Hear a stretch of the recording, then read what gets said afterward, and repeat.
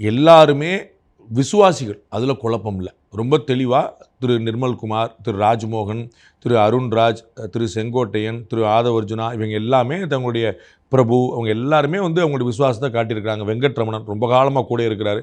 இவங்க எல்லாருமே விசுவாசத்தை காட்டியிருக்காங்க. அதற்கு ஒரு பரிசாக கொடுத்துருக்காரு. திரு ஆதவர்ஜுனா பயங்கரமான ஸ்ட்ராட்டஜி பண்ணார்.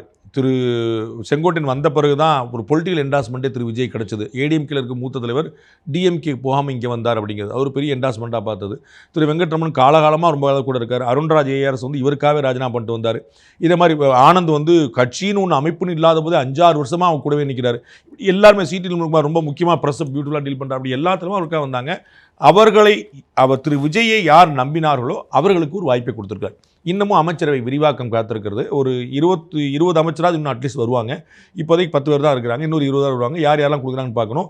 இந்த அமைச்சரவையில் குறை காண்பதற்கு எதுவும் இல்லை. ராஜ்மோகன்லாம் என்னுடைய ரொம்ப நல்ல நண்பர். நாங்களாம் நிறைய பட்டிமன்றங்கள் வச்சுருக்கோம். ஸோ எல்லாருமே தகுதியானவர்கள் தான், எல்லாருமே இளைஞர்கள் தான், எல்லாருமே இன்ட்ரெஸ்டிங்கான கேண்டிடேட்ஸ் தான். செயல்பாடு அப்படிங்கிறது போக பார்க்கும். ஒருத்தருக்கு எல்லாமே புதுசாக இருக்கலாம். அதில் தப்பே கிடையாது. அதில் எப்படி பயன்படுத்திக்கிறார் அப்படிங்கிற பொறுத்து நம்ம பார்க்கணும்.